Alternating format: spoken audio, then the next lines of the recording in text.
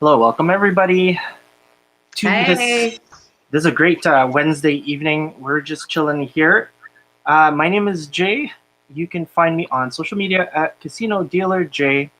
And my guest today is Nicole Worrell. Hi, Hi. Nicole. Welcome, Nicole. John is a little bit under the weather, I believe. So Boo earns he can't make it today, but you're stuck with me. I don't know if Mike's going to join. We'll find out. We'll find out. Don't know. But yeah, we got a lot to talk about today. Guys, if you are watching, come say hi. We're doing roll call right now. We're going to do a nice Palace throwback. We're going to talk about the casino industry. And of course, we're going to give away a $25 gift card at, we'll say 9 o'clock. And we'll do our roulette battle once again. So, Okay. cool. For those of you that don't know, we are streaming on 3 platforms right now. We're streaming on my Facebook, the Casino Industry Canada page. So hello, everybody watching from there. And the Casino Dealer J YouTube channel. Hello, subscribers. Thanks for subscribing. You are good looking. So, hey, yo, we got some people on already. Hello, Facebook user. Hello, Facebook user. For you to have your name on there, just accept the StreamYard. Oh my God, my English. Accept the StreamYard link, and then you're good to go. So Yeah, I want to see who it is so I can shout back at you, okay? absolutely. Mm-hmm. Just like Louise. Hello, Louise. Hi, Isn't it Louise. a little late where you're at? Isn't it past your bedtime? Just kidding. Thanks for joining. Thanks for saying hi. So, and Hi, everybody. Yeah, let's look at the comments. So. All right. Awesome. Okay. Oh, hi, Kuya. Okay, so it's one of my relatives. Hi, nice to see you too. I have no names right now, but that's okay. All right. So for those of you that have never had the opportunity to work with Nicole, could you please introduce yourself and tell everyone a little bit about your casino life and your casino journey? Okay. Well, yeah, it's the end of the year, so kind of reflecting on my work history. So it was going back in time to 1997. And I started as coat check girl. And then I was a dealer in 98. I moved on to the ships in 03. Then I moved to BC, officially long term. And then I've been out on the coast since then. It's 2020 now. That's about it. I've been a dealer. I've been a supervisor. I'm a pit manager. And that's kind of where I've stuck my niche in, where I have the most fun and get to stay connected with my staff and the clientele. That's pretty awesome. Yeah.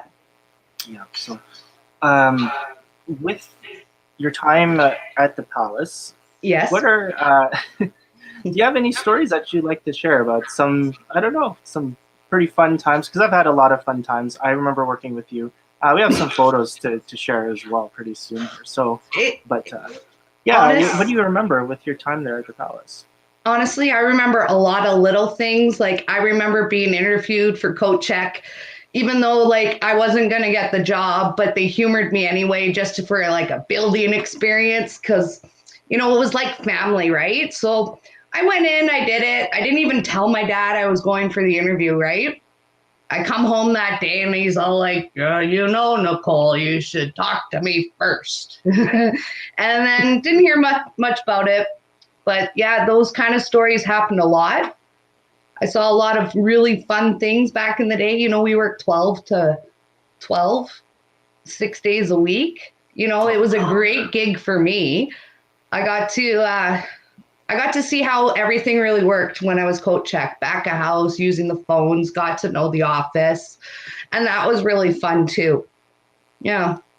I could give you more stories, but I'm sure you have some in mind. Well, yeah. We have some time here, so absolutely we can share some stories. And I'll be showing some photos as well, so that's going to be pretty fun. So get to some comments here. Louise, 11 p.m. Oh my God, that's late. Yeah, that is pretty late. But thanks for staying on. It was really cool. So Yeah. Selena says, hey. Oh, one of my favorite people in the world. And Selena, Danny, yeah. hey Danny, oh, and you're on my YouTube channel. That's so cool. Thank you for being on. I wish I could just give you that blue wrench, make you an admin. Nope, it only lets me report or block you, so I'm not going to do either of those. Nope. Yeah, let's think. So I once saw them security unplug a slot machine. That was quite fun. It happened right at noon on the dot when we opened on a Saturday, and there was a lineup around the corner, and two old broads, they came running in, they started fighting, and security's like, listen, we only have 50 slot machines. You lined up, there's a slot machine for you. We only there wasn't 50 of you in line. No, we both want this machine. So security just went in behind, unplugged the damn thing, and said, nope, nobody gets to play with it today. Oh my god, that's pretty crazy. But yeah, like things like that don't happen now. But yeah, back in 1997, those things happened. Yeah, 97. Wow, you've been in the industry for quite a while now, so that's pretty cool. I thought you were there a little bit longer. I didn't know that you were gone. You said 2003? Yeah, I left in 2003 in late, I think my last shift was like September of 03. Mm-hmm. Yeah, and then I took actually some time off, and then I went and worked on the ships. And then I actually took time off again when I moved to BC, which was really nice. Like that, where else in the world can you get a job where it kind of afforded you to take a 3-month break before and after taking extended work, like a work holiday, right? Right. So it's really neat. The industry can kind of give you that. Yeah, no, absolutely. Yeah, you were mentioning the ships. Could you kind of give us a little more information? Because we have Danielle on, and Danielle is contemplating about going on the ships. Oh, yes. And Danielle's from Calgary, right? She is, yes. So what I suggest, you have to really have your heart into it. I mean, I did. But then you also have to be very adaptable. You know, you need to sleep when you can. You need to have fun when you can. You got to do as much as you can. And just, try not to let yourself burn out. Just have fun. Yeah. Yeah. So do you remember your first week on the ships? Mm-hmm. What do you recall for that? Because I always ask this for people that did have some ship experience. I mean, for me, it was really kind of eye-opening just because I was 21 years old when I went on, right? So it was a crazy experience for me. Yeah, I think I was 23, and I've been a prairie girl my whole life, and I swear I got onto that ship in the middle of Miami Bay, and it was rocking. And then they take you, everyone gets on, you drop your stuff, and then you got to go to medical and do all this stuff, and you're already overwhelmed. And I'm like, seriously, man, I'm feeling seasick. They're like, we're in port, girl. No way you're seasick, right? I said, I'm from the middle of North America, the continent so far away from here. This is so alien to my body. Until they finally just here, eat some crackers, quiet, eat some crackers. And then just being really overwhelmed. And I had a lot of fun just walking back and when I would go on my 15-minute breaks from work, I would just walk through the ship for the first whole 2 weeks, 3 weeks, just so I knew it inside and out. And sometimes you get to spots where you're maybe not supposed to go, and I'd be like, oh, sorry, knowing my surroundings, right? And that kind of stuff. But it was overwhelming, but everything was new and fun and exciting and so different from anything I ever experienced. Yeah, it was, for me, it was an amazing experience. I'll never trade it for anything. If someone said, we're old now. Well, yeah. I'm old now. I don't want to say we're old now. But if someone ever gave me that chance, it's hey, would you want to go back on the ships? Yeah. If I was young and I was single, yeah, for sure. I would totally want to go back. So I'll never trade that experience for anything. No, and do it while you're young. Yeah. I mean, less things bother you the younger you are. Yeah, you can say that. But when I went on, there was only 2 of us in our 20s, and everyone else was in their 30s. So yeah, It depends on what you define as young, because you could go in your 30s, late 30s, probably early 40s. If you're single and you're able to do it, then yeah, for sure.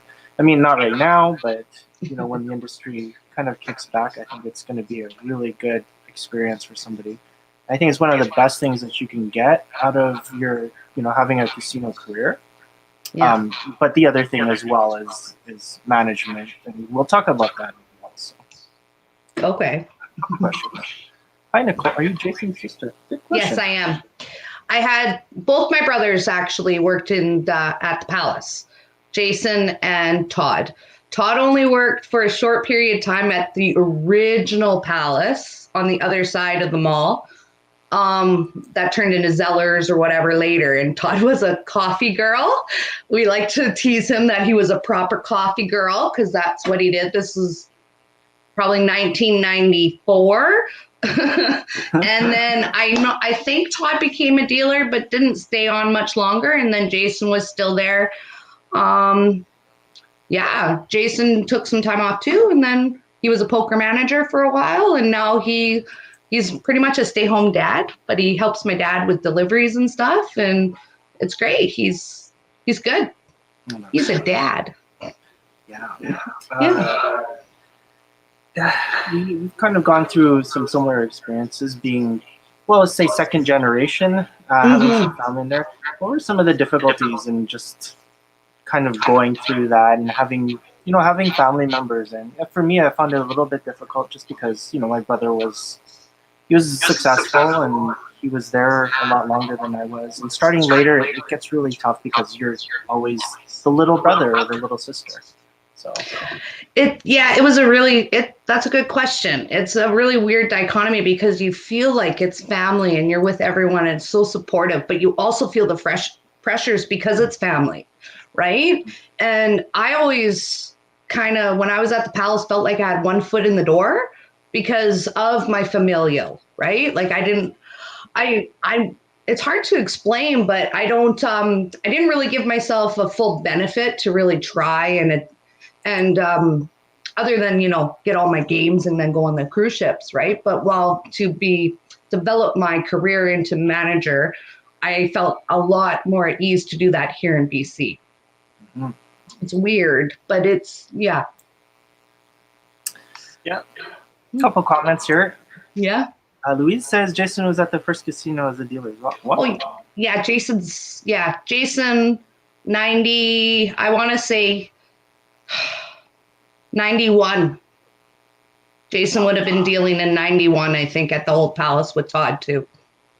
Wow, that's cool. Yeah, I guess I got to work with all three of you, so that was pretty awesome. Actually worked there one day. I went with Judy for Take Your Daughter to Work Day, and I got to go work with Judy and the ladies in the office at the old Palace, but their office was actually downstairs underneath by the pool. Oh, wow. Mm-hmm. Wow, I remember. Forgot about that. Yeah. I guess my casino career started when I was in junior high school then. Wow. Yeah, that's pretty cool. Yeah. Yeah, Kochek was awesome. What's Nikki's thoughts on us, Daniel, on us rookie dealers? What advice can you give them? And what are your thoughts? I don't know what you mean thoughts, pretty general, but... If somebody calls you a rookie dealer to your face, be honored. That means there's room for you to improve. And if you take it to heart, that means that you're going to work harder so that you're not a rookie. So in my thoughts on being called rookies, it's okay. Everyone has to start from somewhere. Just have open ears and a nice heart. And the word's just a word.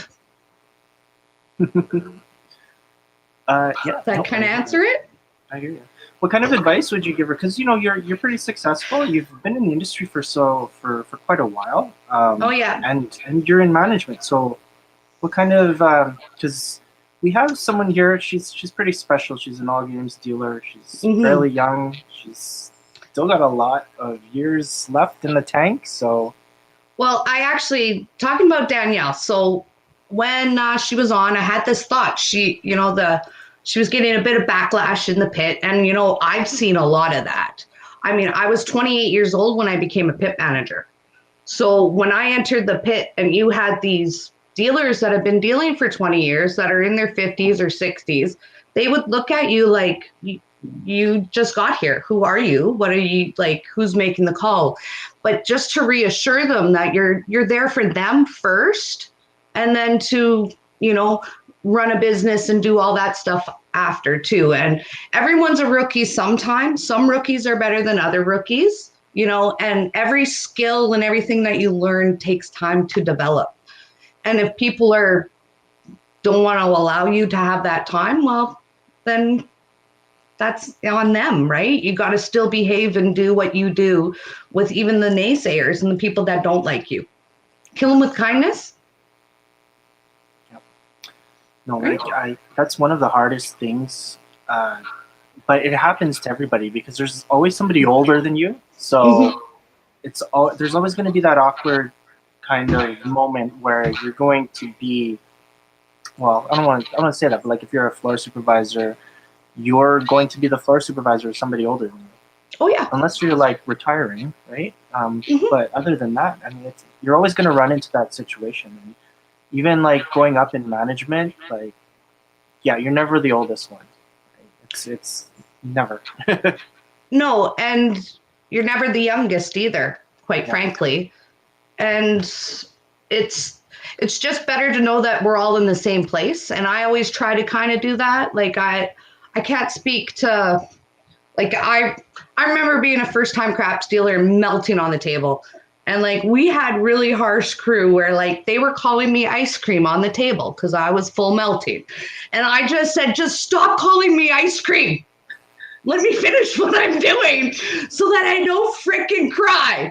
And then I just went back to working, right? And I know this stuff you can't get away with now, but it was like a major learning moment. And like, I had to teach myself to block that out and just be me and just, you know, everyone's got their strengths and weaknesses. I could catch a chip that was coming through to the box without taking my head up out of the bowl and book those bets. But my center action was a little bit weak, right? So like you gotta, the naysayers and the people that, I don't know where my stories take me to, but do you understand? Like you'll learn to get a bit of a thicker skin. Yeah. No, I totally understand what you're saying. It's about adapting to, well, it's the environment that you're in. And it's not just like in land-based casinos, but like on the ships as well, right? Because like at some point you're going to be the one that's on there the longest. Well, unless you like leave early or whatever, but have extensions, but still like it's always different people that kind of come on. And in your career, whether you're on the ships or whether you're like on land, it's the same thing. There's a cycle of people, and at some point, yeah, you become the one that's been there for quite a while, or you're one of the more experienced people. But then there's a lot of people I know that just go to other casinos and then they all, you know, they're the new ones all of a sudden. Even though you're like 20 years in the industry, you're the new one. And that could be fun too, right? Because sometimes you lose your material. Or you get tired and complacent. I always used to hear my dad say this, complacent. Well, if you're tired and complacent, like you need to find some joy, some fun, something out of it, right? And that was the thing we talked about, like your skill before. Like people, you know, they need the drive. They can't be just complacent to deal because they get paid for it by the hour. You know, they need to learn their skill because they want to, and they want to have fun and enjoyment out of it. That's right. And then also look at like things that you're in back in your mind saying, well, my math's not that great. I'm not, you know, you're worried about other people's perceptions, or if you make a call, if they're not going to back you up. All of those things are all there, but you got to just kind of bury that down and just do the best that you can and have your goals set for yourself and who you are and who you want to be. Good advice. Very good. Yeah. Okay, come on. A couple more comments. So, okay, I figured out who this was. This is Emery. Oh my God. It's like one of my groomsmen. So, whoops. Can you use the right channels here? Go through StreamYard, please. Say your name. This is Carly. Carly asks, where in BC are you? Well, right now I'm in South Surrey, which is White Rock, BC. I currently work for Starlight Casino in New Westminster.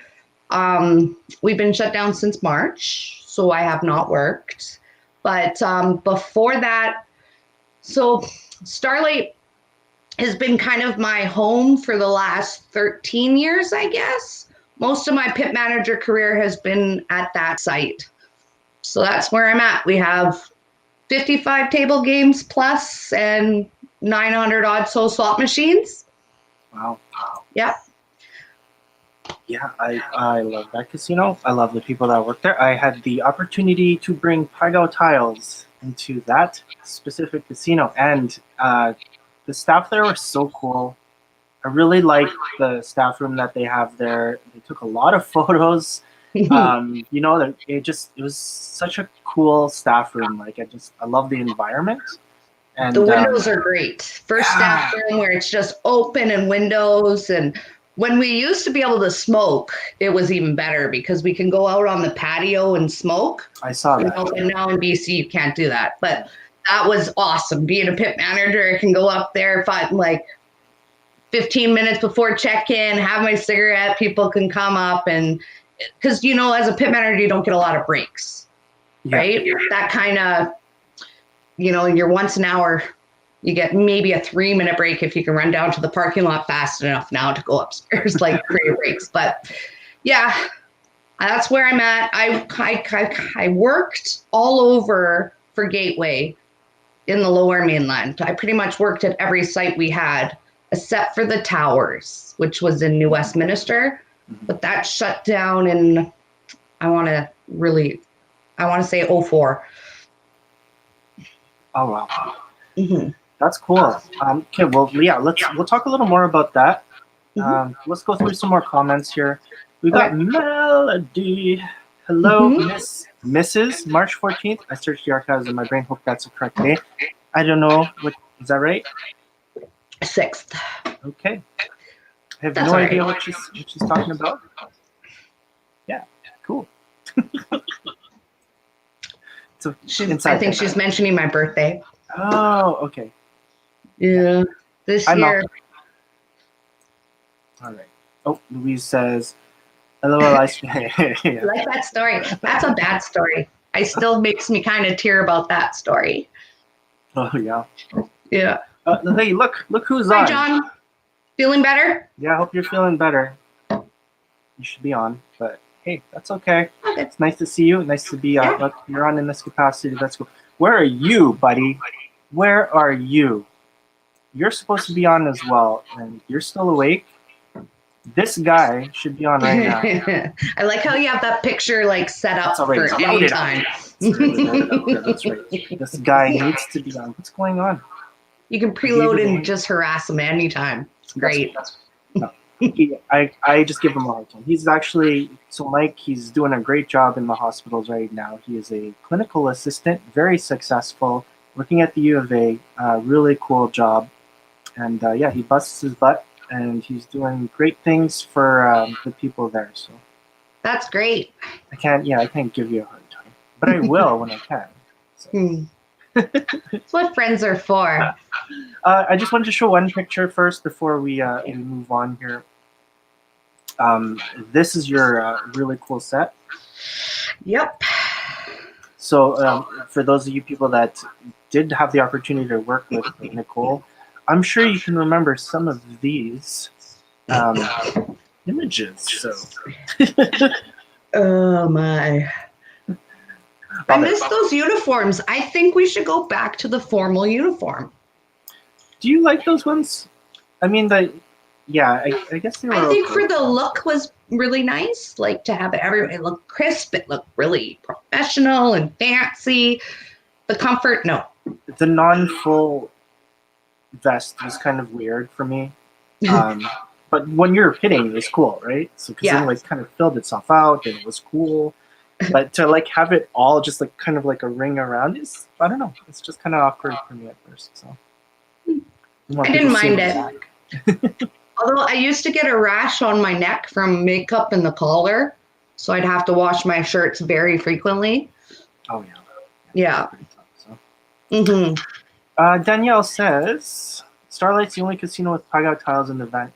Well, hey, that's pretty awesome. I'm just kind of happy to be a part of that. Just even a small part, just to be the guy that got to go there and help with the training. I thought that was like so much fun. The deliveries are weird. The exceptions are weird, but we couldn't like when I went there, they wouldn't let me change anything. It's like, nope, this is what we did, and I'm like, okay.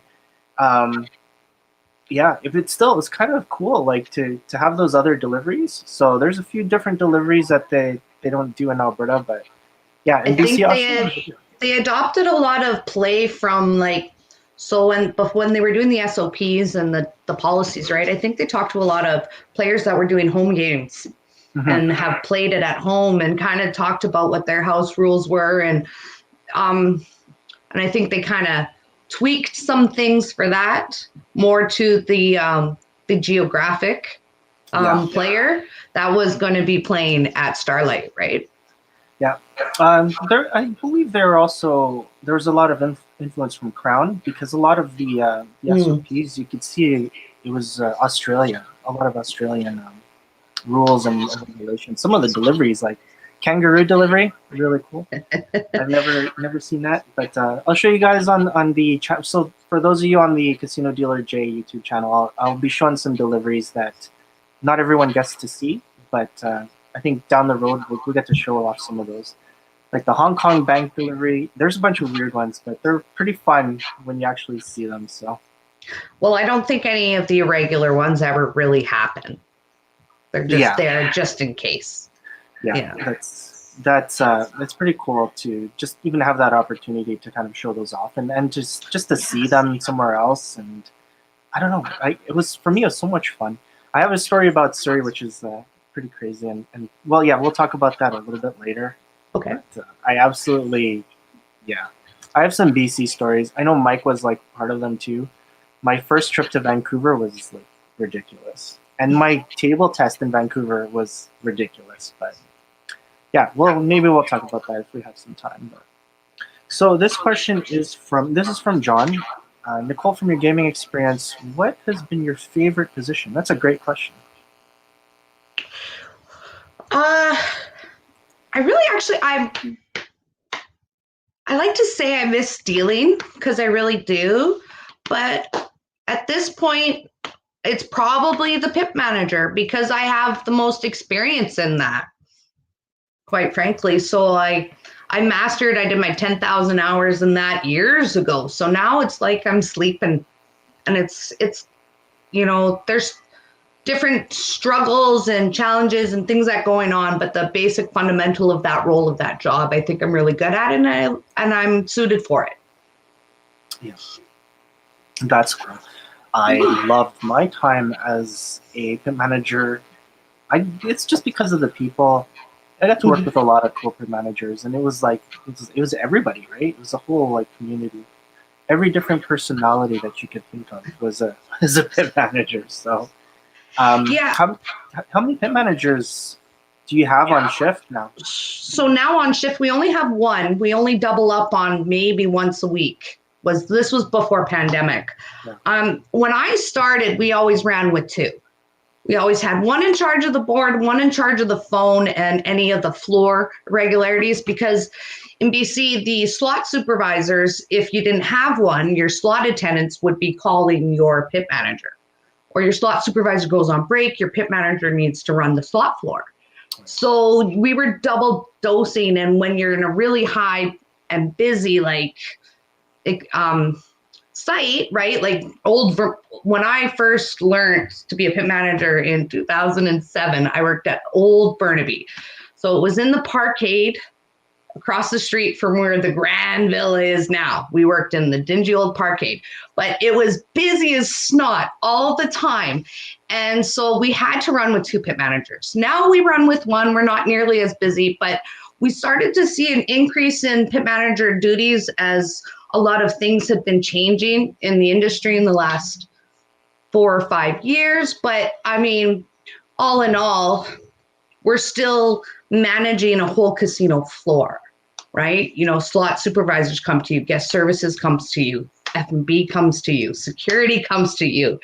I'm always in contact with surveillance, and there's just so many people in the moving parts that are going on with it. Yeah, that's, I don't know where I'm going, but it's a lot. Well, that's cool. When I was a pit manager, there was 3 on me, and the games manager as well. So that was kind of crazy. But one was doing scheduling, and then there's, by the terms and conditions, you needed one in a 24 table pit. So then you needed 2, but the third one was doing scheduling. So it was crazy to see that many. They don't do that anymore, but yeah. Is there a games manager position in BC? So I'll work up the chain, so it makes it easier. So we do usually a 1 DS to 6 dealer rotation ratio, depending on the price point. If we have a higher price point, so like our VIPs, you can only have 2 tables per 1 supervisor.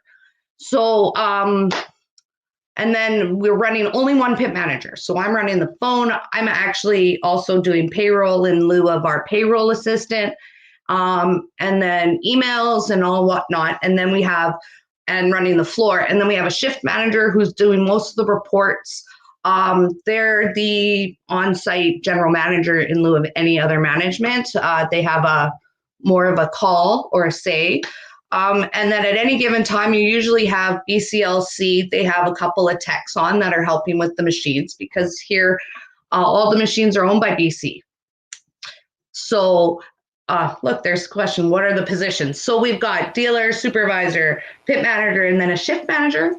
And then we usually have like maybe an assistant casino manager or just a regular old casino manager, and then general manager. Mm-hmm. Mm-hmm. And that's just our pyramid, right? So in a corporate structure, you got other pyramids that are going, but a lot of times, so there's only one step up from my position, PM, pit manager, to the shift manager, who everyone technically and everyone will go to in lieu of any other managers. Their department managers are not.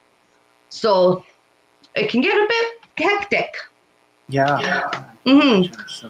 BCLC also has, they have investigators or auditors that are always in and out of sites, and you know who they are. They just go in, they'll ask you random questions. You just have to answer honestly. And yeah, they're making sure that everything's being, following along with proper protocol and things like that. Right. Mm-hmm. Awesome. Okay, some more comments here. Sorry, I think it was John. That's okay. John will be on next week, I believe. Happy New Year, John. Yeah, Happy New Year. What a way to start it. Hopefully you feel better tonight or tomorrow. Tomorrow. You got another day. Yeah. And then the new year will be a new day. So yeah. Selena says those are my favorite uniforms. That's because we looked good in them, Selena. Oh, yeah. Those are the days. I was so jealous of the ABS suits, and I said that I think I said that in the last episode. But the suits were really cool, and I really thought we should have something that had the suits on there, because it would have been really cool for us to have some sort of representation gaming-wise. So. Yeah, when my uniforms was like the full tuxedo. I got to wear golf shirts at the Mandarin Chinatown, Vancouver. That one was very comfortable. Yeah, but that place, it was so hot. It was the 3rd floor of like a 200-year-old building, right? An old bank or something. And it would just get so hot, and the smoke and it was probably not the best casino experience really to be telling people, but we got to wear shirts. Yeah. John says, I only ironed the bit of my shirt you could see with my tuxedo jacket. He probably ironed it after he had it on already, so he's probably just doing this.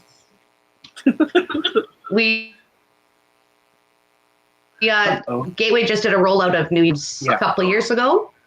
And when they brought out their new shirts, they said, they're iron free. Just throw them in the dryer and put them on a hanger. It'll be fine. So most people don't even iron them anymore. She's talking about your neck and that. It's all healed up now. Danielle says you have to show me how to do the deliveries. Always down to yeah. I'll do a video to show these deliveries. Not just the 4 that we. Well, no, there's more than 4, but yeah, she made me do a Laja. That's the first time I did a Laja. Like, yeah, crazy. Anyways, always down to learn new stuff. Yeah, me too. So we'll do a video for the channel for sure. Louise, yeah, good question. Where is Mike Stark this evening? Very good question. Ditch. It's all good. Yeah, so who says that? Happy New Year to everyone. Oh, that's John. Okay, well, Happy New Year to you as well. Sorry, Nicole, before we move on, I'd like to show one of our ex-coworkers will be doing something special for New Year's, and I have a nice little clip to show you. Okay. And yeah, here it is. Okay. Hey everybody, happy holidays, Merry Christmas. I wanted to show you what the New Year's Eve show is going to look like. We'll be broadcasting our virtual New Year's Eve party from Infinite Event Services. So this is what the studio looks like. You're going to have about an hour of music, an hour of comedy, and then about an hour and a half of music bingo. So the comedians and the musicians will be able to see the audience. We can accommodate up to a couple of hundred people. And so tickets are $25 in advance, $35 day of. This is what Mission Control looks like. So they're going to be running everything in there. That's the family at Infinite Event Services. And we'll be, yeah, if you're looking for something to do on New Year's Eve, come to our party. It'll be a lot of fun. So you can be in the audience like that. Merry Christmas, everybody. Happy holidays. Nice. Merry Christmas. Happy holidays, Lars. Yeah, I love Lars. He's a funny guy, guys. So if you do have some availability tomorrow, if you're not doing anything, then just follow the link that we're going to put in later. And you can watch Lars. Watch Lars. Tell Lars, we'll have to tell Lars, Harlow Williams, I think was his name. He was the hitchhiker in Something About Mary. One time he was doing the Yuck Yucks tour, and the owners of Yuck Yucks back in the day, they used to love coming to my table because I was a lot of fun. And they had Harlow or Harlem, whatever his name was. He comes to my table. He's wearing like a big trucker's hat, and he's hiding. He's pretending he's too famous to be in a casino. I'm like, dude, nobody knows who you are. You're fine. And then the owners of Yuck Yucks are like, we should hire her. And I said, no, there's a couple other comedians here. We're all right. That's so funny. Yeah. Oh, good old Palace. Do you remember that game, Canadian Stook? Oh my, yeah, I do. Yeah, I remember that. I used to have to deal that game a lot. Yeah. Yeah, guys, if you have any other games that you remember, please bring them up, because I remember multiple action blackjack, wild jackpot poker, Caribbean stud poker, red dog, let it ride. I mean, there's a whole bunch of. Yeah, let's see if we can name the really obsolete ones, the ones that we can't remember, but I know there's a bunch of them. So yeah, red dog, Stook is a big obsolete one. Yeah, I completely forgot about Stook until you just brought that up. So. 2 aces pays 2 to 1. This is all online, Louise. So yeah, there's no live. With Lars thing, it's not live. It's all online. So. Or be okay, Louise. Yeah. All right. There was one event that we were both a part of when we were young. We're still young. We're still young. But yes, I'm still young. It was one of my favorite ones, and I'll never forget it. But it was the only time that we actually had the Edmonton former. You remember the name? I don't know if I should say it. Yeah, but the Edmonton E team and the Edmonton Oilers. They were together. They were doing a charity event. Yes. What do you remember about that night? Because for me, it was pretty awesome. But what was your memory of it? Well, my memory, I remember most of it, but I was set up with 2 different dealers, and one of them wanted nothing to do with it, and it was one of the European players. He didn't speak English very well. His friends just came and they drank, and I just dealt quietly. And then I had another guy who was like so loud and crazy, and I was like, "What are you doing? I don't care." And and I remember Alan Thicke being the MC and me being like this childhood growing up watching Growing Pains. I was like, "It's Alan Thicke," and yeah, no, it was a fun experience. It was really neat to just do that that funny money. I actually did a funny money at the Hotel McDonald one time too. That was really fun because it was really pretty. That's cool. Yeah. And that was the Palace? Was it the Palace that sent you? For the, I don't know if the Palace sent me for the other one. Okay. I can't remember that far back. Because we're talking, that would have been in like 2000, 2001.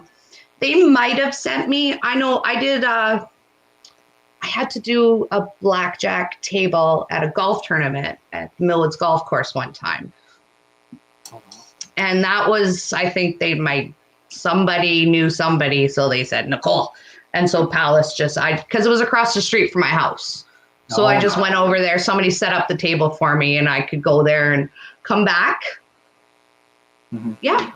Yeah. I did a few. I don't know who sent me. Well, I do remember. Sorry, I have a little lag here. Let me just work on this. Yeah, sorry, Louise. Yeah, you're referring to previous. Okay, yeah. Not the large one. Let me show you this. Okay. We were talking about the event. I still have. Who takes the sign from the event? I do. Yeah, you do. So I still have the sign from that event. I don't know why, but I've kept it. And I think it's been, 20 years that I've had this thing? That's crazy. Well, yeah, I think it was 2000 or 2001. I do have one, because I did get to deal with Bill Ranford. Yeah. And that was fun. But I also dealt with that guy. Look at you. Look at how tiny and young you were. Look, I have hair. Is that crazy? So that's Gizmo, which was like Henry Gizmo, yeah. So he was playing, but you can see I was on stick, and look how close he was. I was just like, man, can you just kind of give me some room here? He's like, nope. So he the table was I don't know, it was really small. It was half the size of a blackjack table, so it was pretty funny that all three of us were stuffed on there. But he was really funny because I wasn't even passing the dice. He was just reaching over, grabbing them, and just rolling them. It was a lot of fun to have him on the table. So yeah, funny money events are really fun just to go and throw everything out the window. Do it a little bit, but not so much, right? I know some friends out here that run funny money business. I don't actually go and work for them, obviously, because I'm a manager now and probably be conflict of interest. But he used to be one of our managers. So he gets a lot of our dealers or even our supervisors to go out. And they go all over the city. I've heard some weird stories in BC. Yeah, ones were in West Vancouver. They went to a big mansion in West Vancouver and they had a naked model just swimming in the pool the whole night. And they had 6 tables set up inside the house in the mansion, and they had casino and drinking and a lady just swimming back and forth in the pool. Just the opulence of wealth and crazy, right? I did not witness it. I'm kind of glad I didn't.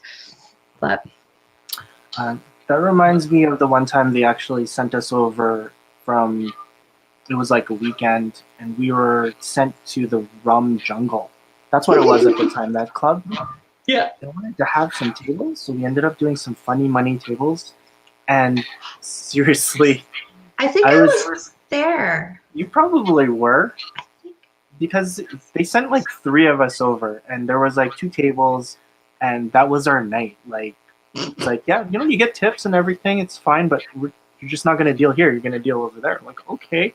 And it wasn't for real money or anything, but I just remember I had to clean up, and there was this woman's underwear just on the chair on the side of the table. I'm like, what the hell? When did this happen? What's going on? Because we're just kids, right? So yo, what's this? So gross. To see that. It's like, is this how nightclubs are? I remember somebody getting to meet a tiger. I can't remember. I think it was somebody got to pet a tiger at one of those things that they used to send us to in the 90s. Oh my God. That's crazy. So much Yeah. fun. For those of you that never got to work in the mall, when there was a period of time where they had that, well, it was a nightclub. Three different variations of it, but when it was the Rum Jungle, it was the most ridiculous because they had like angels swinging on the ceilings. They had like these guys with like bongos that would like start before the DJ would play, and they would like be doing all this hype up stuff. But like to throw us in there, it was just so weird because we were doing like this, just like a for fun thing, right? And everyone was already hammered when we were setting up, and it was just so busy. And I was like, oh, is this how I'm gonna spend my like Friday night?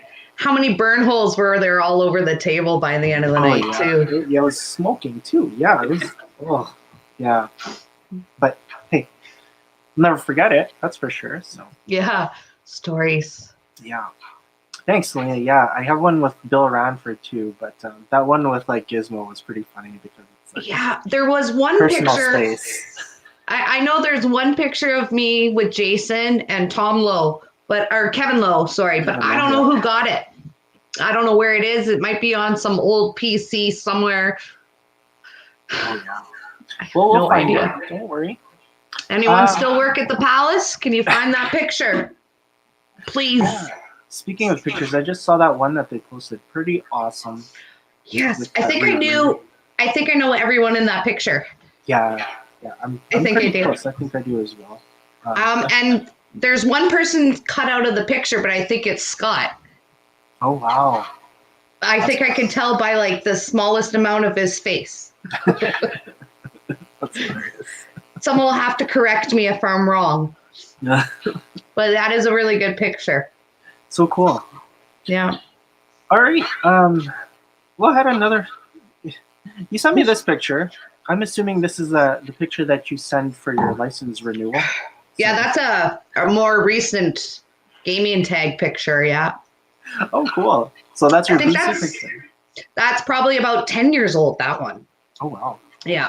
Yeah, you look the same. Yeah, we're allowed to smile in our gaming tag photos here. So when you go and get your passport picture, you have to say, I get to smile. They're like, you're not allowed to. I'm like, no, I can smile. So then you can actually smile in them. So that's fun. So what's the big deal with having these yellow tags and not being able to take them off site? Because I don't know exactly what happened. I was a pit manager by then. Probably happened about 10 years ago. They were having to do so many new renewals and all these renewals, and it was expensive, and it bogs down the system because they actually go to Victoria to headquarters there. So then by the time your application goes to headquarters, and they need to have it hard copy because they need your signature, it's all legal binding. So by the time they do all of that work, right, they don't want to do a renewal. So then they're just like, everyone, they have to stay on site forever. Wow. So technically, if you read on the back of them, they're like a driver's license that say this is the property of the ministry or property of BCLC. Yeah, it was weird to see everyone's name tags just on the wall. Like, just kind of like, what the heck's going on here? And it's my job to audit those, just so you know. Wow. So a manager actually audits those, and we'll write people up if they're not there. Or like I'll break into people's lockers and things like that. Because they have to be accounted for. And especially like end of year auditing, that's one on the checklist for the auditors for BCLC. Like they really hold you accountable for what you're responsible for, right? So it's good. I really think like that's in my opinion, that's actually a really good idea for people to not forget their name tags at home. Like to just have them on site there. I always thought it was just like a security issue, but like on the contrary, it's like complete opposite. It's like it's full security. That's the thing. Those geotags are under camera at all times. Yeah, I think that's one of the smartest things that I saw when I was there. I'm like, wow, why didn't we ever do that here? So at first, when we had to start leaving them there, we just had a file folder box, like one of those index cards ones, and it was in some weird office, and nobody was monitoring it. And people were like, I swear I left my tag in there. And then we'd find that other people were wearing other people's tags, and like it was just getting so confusing. So then I asked somebody at Starlight, so smart, was like, let's do a plexiglass thing on the wall so we can put them all. Yeah. So now you can just see your picture, pick your tag, off you go. Oh yeah, that was really cool to see that. Yeah. Yeah, I would have used like hockey card binder inserts, and I probably would have just taped them on the wall. I would have done like a makeshift thing like that. But yeah, same idea, right? So yeah. It evolves, right? Yeah, casinos always evolve. Yeah, this is one of the coolest things that I saw. I can't, that was, like I said, one of my favorite places when I was there in BC. I love the fact that there's a Shanks attached to that casino. It's not there anymore. That really makes me upset, because that was one of my favorite things about that casino. So it never did anything, and then they just like went. They started off good, and they had so much potential, and they could have done so much, and they didn't do anything, and it went into the tank. So then that's when I think Gateway just said, okay, we're coming in, we're taking over. And that's when they took the opportunity to do some rebranding and to kind of shift focus. And they set up the whole match idea. So the match eatery. So that's where the first idea came, was, having a site like that kind of on site, but not where people can go and eat, but they don't have to go into the casino, right? Right. Yeah. Really cool. But yeah, Shakes, I mean, it had so much potential, but it didn't do very well, unfortunately. Yeah, and that's too bad, because I don't know, it made it unique. That's what I really liked about it. Well, yeah, it had virtual golf and it had mini golf all around it and everything. Yeah, I love the. You also have some online hold'em thing. I don't know what that is. It's kind of like an online Keno thing, but yeah, it's really, really, it was cool when I was there. And people were playing it, and I was like, wow. So like, you go to this machine, and it gives you like, you put in a ticket, and it gives you like these 2 cards, and then you look at the board and see like. Yeah, BCLC does online, like they have rapid Keno games going on, and so you got a kiosk. You can pick your numbers, you put it in the machine, and you can play rounds. You could also like get a ticket and play cards. I think they do different types of hold'em games and stuff like that. You can bet on that, and they're really cheap, right? So you just go get a quick ticket, and you can wait for the game is in like half an hour. And then we have the Keno machines. You can just scan your tickets, and then it tells you if you're a winner and stuff like that. Yeah, they're kind of all over BC. Instead of VLTs here, they have those in pubs. Okay. Yeah, that was going to be my dumb question, if you had VLTs or not, because I don't remember seeing those. So we don't, slots in BC was a hard sell. Vancouver itself didn't have slots until 2004. Like in Vancouver, like when I worked at the Chinatown Casino, there was no slot machines. Slot machines were not allowed there. And then Chinatown closed down in 2005. So maybe, and then a year or so later, Edgewater opened, which is now the park, but it's actually moved. That's when the first slots actually went into Vancouver in the 2000s. So slots were, they're very fast and furious in the last 10 years, I'll say that much. Because we went from having 150 and then some TBRs and things like that, 200 per site. Now most sites have over 900. Yeah, that is incredible. Yeah. Do you guys have techs similar to the way that they have it here in Alberta, where like BCLC has their staff kind of maintain it, or? Yeah, we have usually a tech on site at all times. Maybe not quite 24 hours. I can't really tell you all of their processes because I'm not part of them, but yeah, they're there to clean and service the machines. When new products introduced, they have to educate as well. And they're there to help and consult if you need on those machines, the slot machines, run diagnostics and things like that. A lot of your slot attendants and supervisors know most of that now, but they are like some of those machines I don't even want to open. Like it's not even a slot machine anymore. It's a $50,000 computer. Oh. And I don't want to touch it. Like, I'm just scared.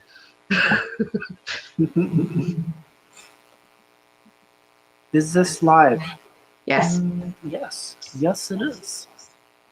Hello, Sheriff. Happy holidays to you and your family as well. And no, I'm not joining any of your NHL pools. Oh. Because I'm not good at it.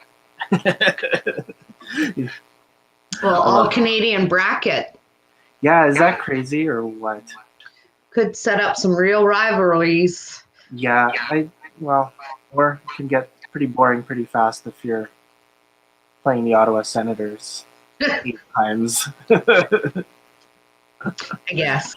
Yeah, I guess. Yeah. It's 8:55, so about 5 minutes. We're gonna get some people on here. We'll do guess what? We're doing the roulette battle. And that I suck at. Yeah, me too. Me too. I use a calculator. I try to write it all down, and so I don't forget the payout when people start throwing in their answers. So, but we're gonna do that in about 5 minutes. So get your roulette brains ready. Get your practice sheets with your straight ups and your splits. What's your picture bet? Yeah, I don't know. I don't know what we're gonna do, but yeah. Oh, I like this. Why not, Jay? Because I'm easy money to you. That's why. Yeah, that's the other thing. Just talking about NHL, it's going to be crazy. So It is going to be crazy, yeah. I don't like being part of crazy. Oh, hey, quick question. What's your favorite game to deal? Roulette. Okay. Yeah. And was a lot of fun. I had a lot of fun games at the old Burnaby Casino. We used to get heavy action. We're talking 6 players, 7 players, all colors out, 200 pieces a person. So we'd be dealing, and you don't have a chip. You would have a chippy machine. You didn't have a chipper. So you're running, you're hustling, you're doing it all yourself. You're paying out. Then don't forget your machines are linked to the TBRs, right? So then these tower games, and I'm only 5 feet tall, and I'm like, nobody breathe, nobody move, nobody do anything. And I had to there was a few times where I had to tell my supervisor to call surveillance and tell them that I had to physically take some of the bets off of the number and stagger them somewhere else on the layout, but they were straight ups because I couldn't put the marker back onto all of the chips without it falling, So those are a lot of fun, those games. That's awesome. Yeah, but then, of course, craps. And old Burnaby, craps, you'd go there. I worked 8 to 6. I worked 10-hour shifts, and we'd get there at 8 p.m. You get on stick or on base, wherever it was. Your head was in the bowl until about 4 o'clock in the morning. That's all you know. Yeah. That's crazy. So that was a lot of fun. When it was really busy and it was a lot of action and a lot of things going on, a lot of movement. That's what I really thrived at. So, Baccarat is boring. Squeeze Baccarat is even worse for me because now the players have way too much control, and I'm just the type of dealer that says, no, this is my table. We're going at my speed, or I'm in charge, right? That's my thing that I do when I'm there so that I can have a little bit of control, right? And that makes me feel more comfortable. Right. But yeah, so that's why those kind of games didn't really steer to me. But yeah, craps, roulette. That's cool. Mm-hmm. How about you, Jay? Before we move on, before I answer that question, I'm trying to figure out what Sheriff's talking about. Just take this out of context, so. Maybe. Is that the sheriff I think it is? Oh, picture bets. That's what you're talking about, Sheriff. Oh, okay, yes. You're supposed to say the 100 picture bet. You don't say that number. Or 52. What's the 52 picture bet? 52 picture bet, yeah. 87. Sure. There's lots I could go with. I know. Oh, Mickey Mouse, 51. I remember that one. I think I'll do a poll and see what everyone's favorite picture bet is, but I'm sure. I know. I'm just joshing you there, Sheriff. When you just write that, it's kind of weird. So, but we knew what you were talking about. Don't worry about it. Or did we? Or did we? Anyway, yeah. Actually, Sheriff, if you want to be on the channel for Roulette, our Universal Paigao Tiles Champion of the Universe, Mandy, is still looking for an opponent. Unfortunately, nobody's qualified yet, so we need some more players. And all you have to do is play 8 hands of Paigao Tiles and come away with a profit. Then you can challenge a champion for her championship. But yeah. You should go ahead and ask Aaron Ty. Yeah, I think I will. He likes that kind of stuff. Oh, really? He loves that game. That's cool. Maybe I will. So yeah, if we do have some Paigao Tiles, people just send a message, put it in the comments, and then yeah, we can build a queue because our champion is just sitting there with her championship. Just oh, speaking of championships, who is our Blackjack leader right now? Yeah, just took out Mike. So did. Yeah. Who's the champion right now? Mandy. Mandy, Sheriff, just watch the Casino Dealer J channel. And yeah, that's what she said. She's just sitting there. just sitting, Nice. sitting there with the championship. That's awesome. Oh, someone's going to invoke her rematch clause if we don't find another opponent. So, yeah. That's not very good. Do we have enough people for the roulette battle? Not sure. We're getting close.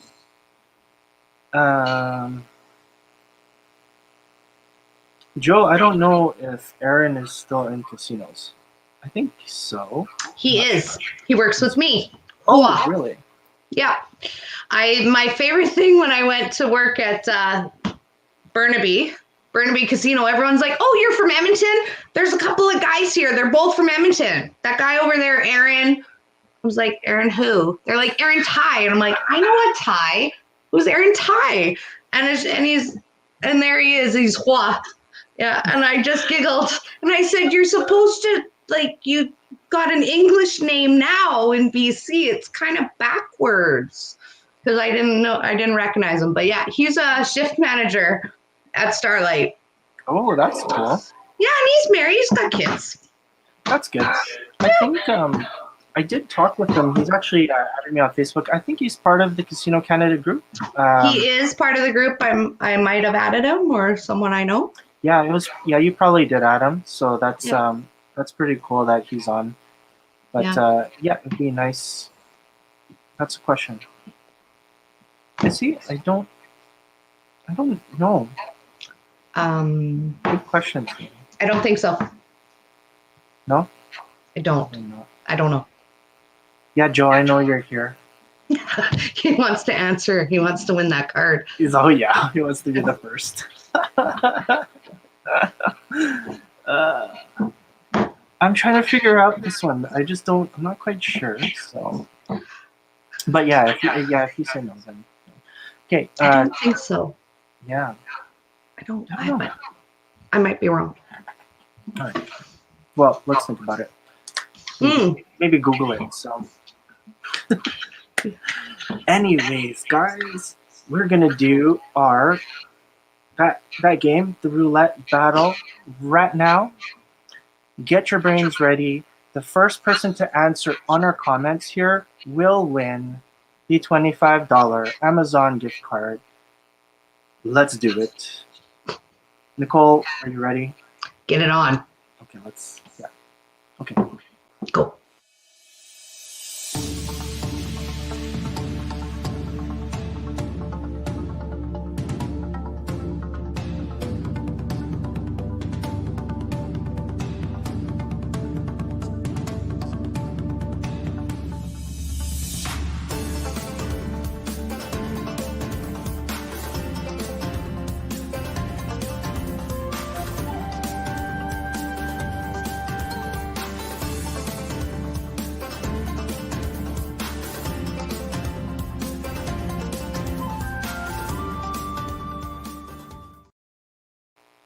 I don't know. I don't remember the payout for this. I kind of stopped trying, actually. But then I was like looking at your little dolly and I was like, oh, I got a lot of little Minecraft figurines like that around. That's a good idea. Yeah, I try to change it every week.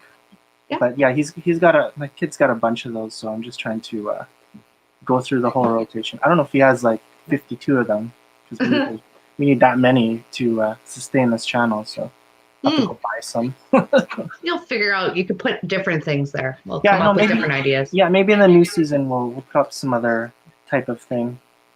Maybe Yeah, like you can switch to like LOLs or Shopkins or other things too. It doesn't have to just be Lego. he's got Halo figures, so Ooh. yeah. Well, you're getting some answers here. Oh, Oh, unfortunately, nice try. You might have missed something there. Nice try. where's the Où est les calculatrices? I'm doing it. Plus. Plus. Ah, I don't know who Facebook user is, but is it Joe? probably. Does he know to go to StreamYard? He does. He does. I'm just teasing. This is our winner. Congratulations. If you log into StreamYard, you will receive the prize and say hi. If you don't and you just remain as Facebook user, I'm not giving it to you. Rules are rules. Yeah, you did. But You follow did. the rules. Follow the No. rules. I believe Mandy says, I may know a guy who thinks he can challenge. Oh, Well, that's good. I really think that you should bring up the name. If you want to choose your own challenges, then that's okay. We can do that as well. So, but yeah. All right. So, we were just talking before we did the blackjack, or sorry, the roulette battle. We were just talking about we were talking about baccarat. How is the action different in BC than it is in Alberta? When we talk about like the high limit action. well, I'm not sure. Like, I can't really speak to the action in Alberta since 2003, right? But the action here is ridiculous, and it has been ever since I came here.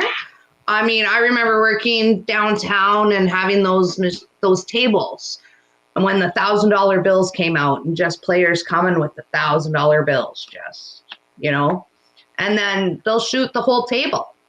They can bet $5,000 a hand and bet every spot on the table if they want. So the type of action that you get is pretty crazy. I think things have really changed.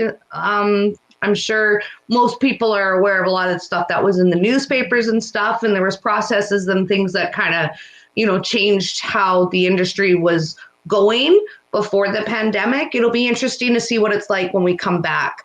But we converted all of our mini baccarat tables to easy baccarat tables at some point, and we could run 8 of them solid. 7 spots, 8 tables going. A lot of the time we have to have at least one 24-hour baccarat table, and it'll have a full table. Mm-hmm. So it is really it is our bread and butter. Yeah. In your own opinion, mm-hmm. Do you like the fact that they've brought in, like, there's an evolution of the game, right? Like when we started, it was commission, it was player banking tie, but then they started bringing in, there was a bonus when you were betting on the spread prior to the dragon coming in. Then when the dragon came in, it was like a completely different game, and the handheld portion of it. Do you prefer that kind of game, or did you like how it was before when it was just fast, mini bot? I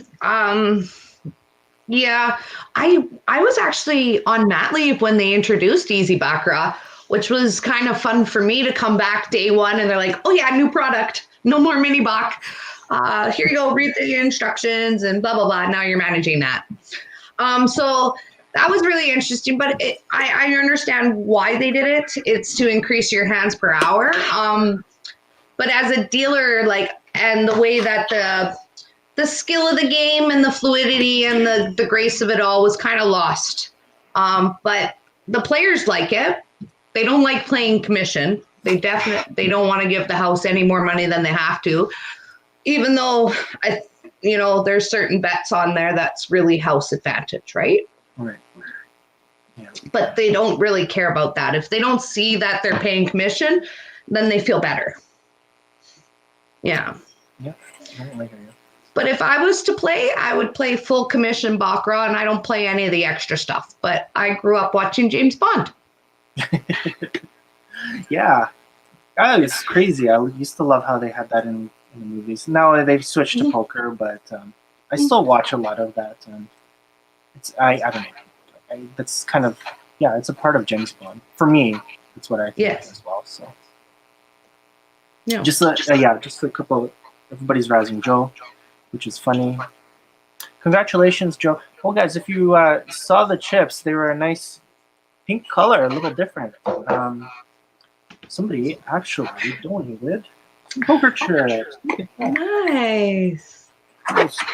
Ouch. Oh, it's just like Pretty Woman, where pink falls on my fingers, but let me just stand up. But yeah. Look at those bad boys. Have you ever seen those? I haven't seen pink chips, but I was like, hey, I know you like poker chips. You have an obsession. So I want to donate these. So we'll give these away to somebody. Just let me know if you guys are interested in that, and we can give it away. Preferably locally, because shipping is probably expensive if it's someone in the States. Or Joey in UK. So I'll just buy you some from over there. But anyways, well, that's awesome. Joe will accept a challenge. Mandy, I'll play against you. I would be honored. Joe, yeah, you can play this Sunday. We usually do our Paigai Tiles live streams at 2 p.m. In the afternoon. So if you're available, then yeah, you could be the next person. If you are the person that Mandy is referring to, but you have to play 8 hands. You have to come away with the win, and then you can challenge a champion. You can't just walk up the street and just say, hey, I want to challenge you for your championship. That's not how it works. Danielle asks, do you guys have those fancy box cards with no numbers on clips? We do. At Starlight, that was also a process. But I remember those back at the Palace too when we first got Squeeze. I think I was on one of those box tables the first day we ever did Squeeze. There was no training. They just said, okay, we used regular cards at first. The players said they wanted the numberless cards, so here they are. So then you're like, so you had to count your pips, right? And then you really figured out, oh, that's what 3 side means. So, we do the numberless cards here. We all do they're all pre-shuffled now. So fancy. So what does that mean, pre-shuffled? Like you just get them in the containers and they're never touched by your dealers? They come in a sealed box with serial numbers and everything. Okay. They're usually plastic and then a sealed box. So we've gone through different processes. We used to go through the decks ourselves and do our pre-washes. So we would do, when the table closed at night, we would do, so we have, let's say, 6 Squeeze tables. We need to get enough set up so each table had a bunch for the day. And then if you did really run out, then you have to deal with that later. But so at the end of the night, they would wash them, and then we would put them into a locked box with a plastic tab. So we'd pre-wash, we'd put them in there, we'd lock them up overnight, and then sort them. And it was getting very painstaking. So as the evolution of everything evolved, now you just get them straight from whoever we use, Gemco or Huxley or whatever card company you want to use. They come straight from the manufacturer. And they're numberless cards, 8 decks, pre-shuffled. That's cool. Yeah, so on the table, our process is different. We give them an unopened box. The dealer opens the box. the supervisor and the dealer confirm that the numbers written on the cards are correct, they don't actually inspect the cards at all. I mean, other than just really visually at first, they don't fan them or anything. They just load them straight into the shuffle machine. And by that time, then you take a different color deck out. So we're always running opposite colors. And then when the old decks are come off, we just cancel them right away, box them up, and we seal them up. And then we do a control sort also every day from every table usually. So that just controls to make sure that all the cards were there. And all these fancy machines now, they actually count your cards. They shuffle them really well. They can sort your cards. So these new shuffle master machines, like it'll know if you're missing cards. Yeah. It won't know if like the pigment is off on one side of the deck or not, but it shouldn't be a matter because at no point do you actually see the cards. They get loaded into an eye shoe. Eye shoe has bristles on a plate, so you can't even see the cards that are coming out until they're literally in your hand. Mm-hmm. So it really eliminates the process of cheat at play from marking cards or anything like that. Yeah. Cool. Mm-hmm. Danielle, you're asking about those cards. Yeah, I do have some here. So look at that. Don't ask me how I get these things, but yeah. For those of you that are on the channel, you beginner dealers, these are your cards with no pips. So, but yeah, that's what they look like. Two side. I need a two side. Two side. Yeah. So that's how you. It's really good practice. I'm trying to get some of these cards available so that like new dealers can actually practice with them. But that's something down the road, way down the road. But we'll talk about that. Yeah, I don't remember when they brought squeeze into the palace, but I remember being there. And I remember the old little table we had, that little plastic table, and it was so tiny. We were doing our little pre-washes there. Yeah, it was interesting.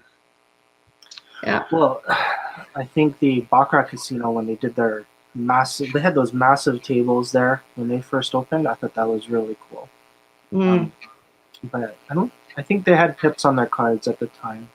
And then a few years later, they started taking them off because players didn't like that. So. Yeah, our players here always have their fingers over where the number would be anyway. Yeah.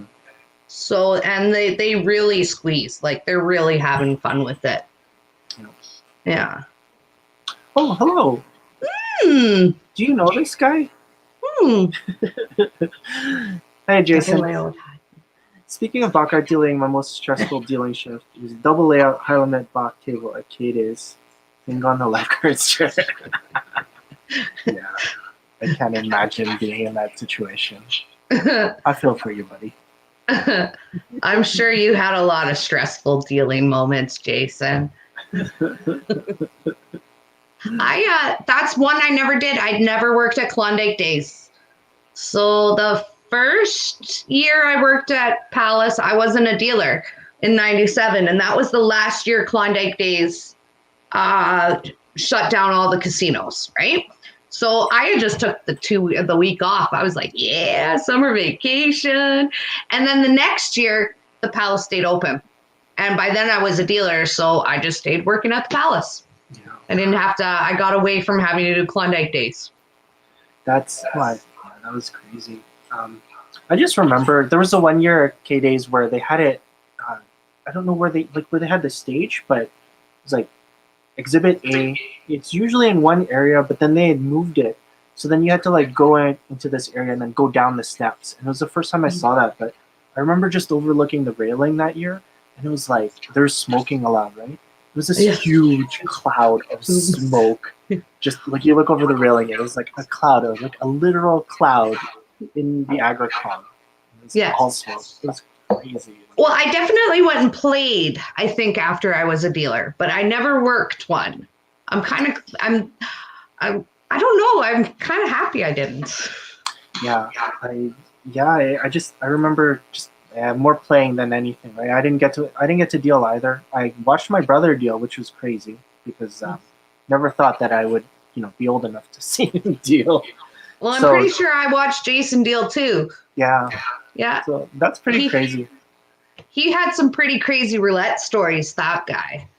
Yeah. He told me that he got really good with the roulette ball and that he could no spin with intent and directionality. Oh wow. So that's Jason for you, right? You can just, yeah, that's my brother. Sheriff asks, what time is so our live stream is Sundays. We usually schedule them for 2:00. So if you or Joe want to try to qualify to challenge our champion, our amazing champion, then you are going to have to just let me know. See if you can come in for 2:00. So back to the Baccarat. Selena says, I think it was on when she learned. So that's pretty cool. When they had the handheld switchover. Yeah. So Jason says, one summer we had all the same time, K-Days Palace and Temp Casino St. Albert. Trying to understand this comment. He's just talking. Okay. Fact. This is fact. Thank you, Jason. Mic dropped. What was my next question? Oh yeah, I did want to talk because when I did go train Paigao tiles over there, Yeah. they didn't have any space for me in Burnaby, so they actually kept me in Langley, and I had to drive from Langley to New West, which is crazy for me. I don't like Two driving. bridges. Oh, it's insane. It's because you had to drive 2 bridges across the mighty Fraser River, and that just hiccups everything. Yeah. Yeah. The traffic there was crazy. Yeah. The other thing that was different was that you had to pay for your parking. So like when I went to like Edgewater the first time, I didn't know that you had to pay. Well, Edgewater's different. It's downtown. And then you got River Rock, which is at a SkyTrain station. So what they're doing there is they're just trying to fund TransLink as well. So TransLink, it wasn't really GCC, I would say, that built that parking place, that parking plaza. It probably was TransLink. So that's why they're doing paid parking. But Edgewater now, like, it's Park Casino. It's attached. It's like in our downtown district. They got a couple of hotels there. They have a pretty good comping situation. I mean, it's $20 to park, but they'll usually, if you go in there and play, they'll give you your money back on your card as in free play or whatnot, what have you. So once you're in the door, but Starlight has free parking. We have lots of it. That's true. So this wasn't my time when I have a story here. It wasn't a time when I actually was part of the Paigao training, but it was prior to that. When I was first doing the training coordinator position, they actually flew me over there, and I got to hang out with Sean. Yeah. So Sean L. Yeah. So we ended up going to. He took me around the city, and I think Mahalia was with us too at the time. Ooh. I'm trying to remember this trip. Was she training back then? I think so. I think she was part of it. I don't know. I'm gonna have to ask Mahala about it. But we ended up going to this place, and it was like a house. It was Hapa Izakaya, which was it was crazy back then, right? It was a house, and we'd go into the basement of this house, and it was a restaurant. And it was crazy because I don't like too much like Chinese food or Asian food or fusion food. Oh, really?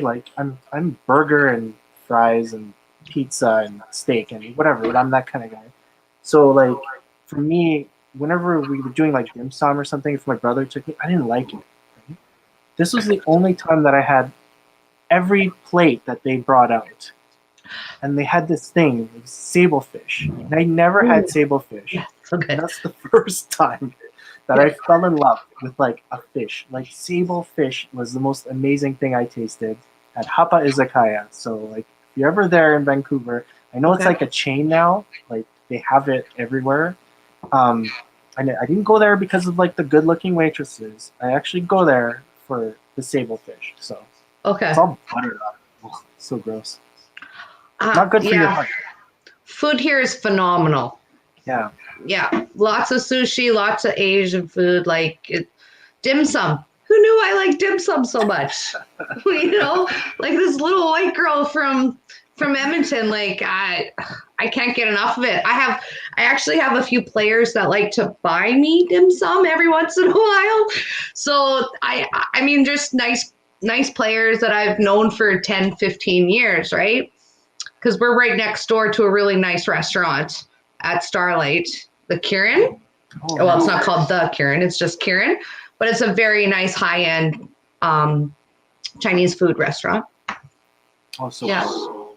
Mm-hmm. Yeah, I'm really jealous because my wife loves crab, and yeah, they took it out at Costco, the really affordable ones. Then you have to like get rich people's crab, which isn't really, I don't know, it's not a lot. I'll say that. Hey, a lot I'm of about money. a kilometer away from where you can go crabbing. Yeah, like, I'm sure right there's by the crab beach. walking the sidewalks there where you are, and Pretty close. pick them Yeah. up whenever you want. And Yeah. that's what makes me so jealous about like the coast. I do love that city. I hate the park. I hate the parking. I hate the driving. I hate the traffic. Other than that, The driving's okay. You just have to miss peak hours. And my husband's very thankful for the pandemic for one thing, is that it's cut traffic in half. And now most people that are working from home, you're not seeing these major bottlenecks that you used to see, and these really bad accidents that would cause the roads to shut down, because like we're dealing with a bridge that forks, right? So it goes in all these different directions, and then you got bridges that have to get over them. So you got 5 lanes of traffic coming from multiple areas trying to all get onto one bridge. So it does make for some of that as a nightmare, but I mean, it's a beautiful city.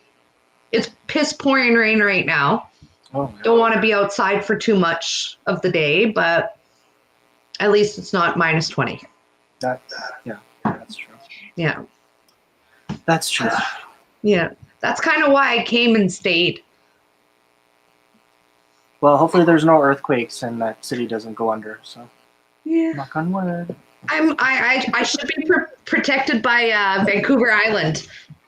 I'm pretty far south, so we would be on like the south side of Vancouver Island, and it would take most of the tsunami if it ever hit us. So I should be okay. How's Victoria? I've never been to that. Have you been there? Victoria's good. I've never been to their casino. And I know that they've got a few on the island. They have one in Nanaimo and Victoria. I've never been in their casinos, but Victoria is a very beautiful city. It's got the old Parliament building, and it's very green and pretty and lush. And it's just it's a nice place to visit. Good camping on the island.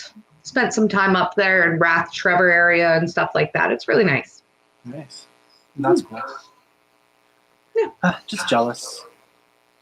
There's been a few years where my husband actually did go and plow some snow. Just so you know. And we built a snowman. We had a white Christmas. Because where I live, I actually live on a 1 acre plot where we have a lot of trees. It's an old growth foresty kind of place. So it's all shaded. So we built a snowman, me and the kids. It turned to ice overnight. And it was there for a week. It was awesome. Oh, My Christmas spirit. Jason saying it's only -8 right now, so Nice. Nice. There ain't no snow to pull, my friend. No snow. Go pull some snow, Judge. What kind of phone you have there? Pull some snow. Pull some snow. Yeah. No. They actually call it the Vancouver Shovel here. Do you know what that is? The Vancouver Shovel is the rain. So people just don't go out when it snows, and if it stays on the ground, they don't leave their house. They wait till the Vancouver Shovel, which is the rain, to come and wash it away, and then they can go and go about their business. So it shuts down the city. Yeah, I think when I I trained the second class there of Pygao tiles. I think that it actually did snow, and people were just like, "Oh my god, it's crazy out there." And I like looked outside. And I'm like, "Are you serious?" They're freaking out. They don't know how to deal with it. The thing was, now they're smarter. We had like a snow-ageddon or something they called it a couple of years ago, where it snowed and it stayed for weeks. Like it snowed so many times, and then they were like, we ran out of salt. They were giving salt. They were taking salt to like the fire halls and saying, here's free salt, and people would like bombard it and the salt would be gone in 20 seconds. So they were just like, okay, we got to really prepare. So now they're a lot more prepared. You see a lot more trucks on the road. But when I first moved here, I don't remember seeing a plow. I don't think I saw a snow plow or a brining truck or any of that stuff for about 15 years. Oh, wow. To tell you the truth. Yeah. Yeah. That's crazy. Yeah. That city's funny. A couple more photos here that you shared. I did. I'm assuming this is at the Fantasyland amusement park at the time. Yeah, remember the old photo booths, right? They're still there. Just outside of Galaxyland. Yeah, we used to be able to take our gaming tag pictures there. We didn't have to do passport pictures, so you could just go into those photo booths as long as it was black and white, they said. Yeah, So it had like 3 pictures at one point. One picture went to my gaming tag in the first picture, and then those are the other ones. that's funny. Yeah. My timing was really bad with those, so the first 2 were always like me trying to sit down, and that's all you would get. Yeah. It's like my left boob. Where's this way? Half a face. Where? I'm over here. Yeah. I have this graphic for our next challenger, which I will talk about. I don't know if Wyatt is on, but yeah. See, there's our leader right there. So Sheriff, you were talking about Pygao tiles. We do have a live stream for that. Our Blackjack one is a little more sporadic. All you got to do with the Blackjack challenge is survive 8 minutes of Blackjack and come away with a win. And yeah. And if you watched how I played chicken. Oh, right? it is. So you can play chicken and you could win, right? Just you can be conservative. I was trying to figure out if you just kept. I was like, oh, is Nicole going to bet $5 the whole time? Because I was just thinking, what if I run through the whole shoe? What am I going to do? Because I've never done that. It's only 4 decks. It's from the dollar store. I guess I could buy some more, but yeah, it's pretty funny. But yeah, I do that. I've never gone through the whole shoe yet, and I really don't want to. So we're trying to kind of stretch out. I thought 8 minutes is good for 4 decks. That doesn't mean I'm going very fast, but our classic tournament style we do is 500 chips, and we do 10 hands. Ooh. See, and we'll take full table. I like to play a full table, or you can have people play multiple spots, but they only like for $2, like at a house game, $2, and you get $500 chips, and you're gonna get 10 hands, and then you put your chip leader on the board after the end of the 10 hands, and then you go to a next round and a next round. Yeah, we used to do a lot of blackjack tournaments at our summer barbecues at Starlight. Yeah, that I miss seriously. I said this already, but I miss that casino. That's one of my favorite casinos. Well, they were really welcoming there, and I absolutely love the people that are there. They're amazing. I still talk with a couple of them.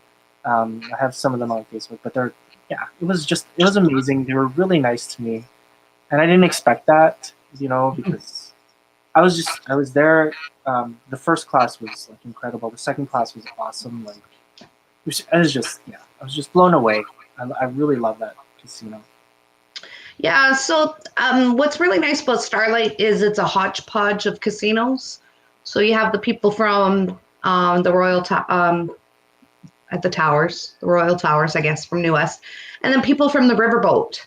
And when the Riverboat first opened, I'm pretty sure that was ABS back in the day. And what they did was they actually went to like Winnipeg, and they went out east to try and get more people to come here. So you have a lot of these employees that first started at the boat. They're all coming from back east. They're coming to the West Coast to help and open these casinos. And then as time went on, and then Gateway took over the boat, and then the towers went, and then we all moved over to Starlight. But then we also needed, 50% more employees when we opened Starlight, going from the riverboat. So that was really fun. You had all of these new people, and you got all these old people. So it really helped with the vibe and the mood of that specific site. Yeah. You don't find it gets too cliquey there. Everyone's very welcoming and very happy. And I don't want to toot my own horn, but I do walk around there really joyful and smile. And I always try to make eye contact. And I hope that it's encouraging and infectious for other people. And that maybe that's part of the experience you had was kind of some of my peeps might have been people. Oh, wow. Yeah. They actually took me out to a bowling alley in Surrey. Oh, yeah. Which is pretty crazy because it's the first time I've seen a bowling alley like that. And I used to work in Reds. Like when I started at the Palace, I was working at the Palace in Reds. But I was working in the bowling alley because they shut the shop down and moved me over there. And there's 28 lanes. 28? I think there's 28 lanes at Reds or Eds now. And when I went to Surrey, I was like, oh my God, there's like double that. I think it was 50 lanes that they had there. Just over 50, maybe 52, something like that. But it was like the same size as the 28 lanes. So they're tiny, yeah. It was so squished in. And I remember like the chairs, like the people that were like in the lane beside us, I swear they were like sitting on our laps. Like we were just sharing chairs there because it was so tight. I've never seen so many people in a place before. So it was so funny. Like they took me over there, but yeah, hilarious. So. Oh, Selena, Reds. Yeah. Selena, do you remember Reds? I don't know. I remember going to Reds. I remember going there for a few concerts and stuff back in the day. Yeah, well, I remember they had that house band, and I think for me, the only reason why I ended up being like a cool guy there was because when I worked in the shops, they give you all this like this stack. And it's like, here, this is called Reds Bread. And it was just like money, basically. And it was like 20s, too. So you're like balling with this. And you're just giving it out. And they're like, here, give this away to everybody. Here's a whole like bucket of tokens. Give it away to everybody. So then we were just giving away all this stuff. And I think that's why they like went out of business. Because they're giving away too much stuff. So. Too much free stuff. Oh, yeah. Yeah. See, Selena was there. And yeah. So. I don't know how many places we've worked together, Selena, but yeah, she was there too. Yeah. So, a couple more photos here. Sorry. What was Jason saying? Jason saying. Oh gosh. Felix? Looked like Felix. Me. In that picture, my brother's son's name is Felix. Oh, okay. In the one on the right-hand side, that little smirk. His son makes that same picture, that same smirk. Let's see. That's Felix. Yeah, Felix is his youngest. So cool. We have a couple more photos here that you want to share. How about this one here? Where was this taken? That's my bunk on board the Brilliance of the Seas. Ooh, the Brilliance. The Brilliance, yes. And yeah. Were you top bunk? I was top bunk. Wow. No porthole. I don't know who gave me that Curious George. I don't know. But I remember using him to pull the curtain closed. That's all I know. He was my helping hander. Yeah. That's cool. I do remember almost falling out of that bed the very first morning. Because they warned me, they said when the alarm goes, the 7 short and 1 long, like it's going to be loud, but you're going to be expecting it, but you're going to forget. So maybe set yourself an alarm or something. And I think I slept through my alarm, and all of a sudden, like I'm over top of that bar, all of my upper body, and only my lower half is on the bed. So, and my head was almost in the bunk underneath me. I had gotten that far where I was like, oh my God, I was almost falling right out of bed. Have you ever smashed your head on the top there? Maybe yes, I did that too. Yeah. I think, yeah. Yeah, I've done that too. Yeah. Well, it's like there was no head. Like I was tiny. I was 115 pounds, 5 feet tall, and there was still only that like this much space in between. It's crazy. Yeah, no. Before I got to room in with Joe, I had a roommate from England, and he would bring his girlfriend over, and they would have fun. They would do it in the bottom bunk. So it's just Headphones. Did you have headphones? no, I didn't have headphones. No back. Not back. But it's like I thought at first that they didn't know that I was up there, right? Oh no, they do. They didn't care. But like like using your Curious George, I was just trying to grab the curtain and make some sound like you just like trying to close it so they knew I was there, but they're just like they didn't care. They were No. just It's not. It was probably not their first rodeo. yeah. So, awkward. Yeah. For me, Oh. but not for them. I do remember I really liked the bathroom just because I could pee on the toilet while still washing my hair. And like my hair is really long and with like you get all this shampoo out and sometimes you're tired from drinking until whenever and then you're getting up, you're like, oh my God, put some water on your face, you gotta go upstairs, right? Yeah. It was a lot of fun though. It was a good time.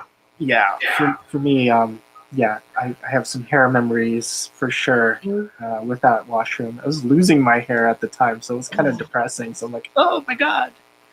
So I'll do a video for my subscribers on the channel, but just about my experience. I did the one contract, but yeah, it was crazy just because there's a lot that happened. And I have video too, so when I kind of show the video, I've kind of asked everyone, hey, is it okay if I show this video? And a lot of them, they've already said yes, so I'm going to show it on the channel.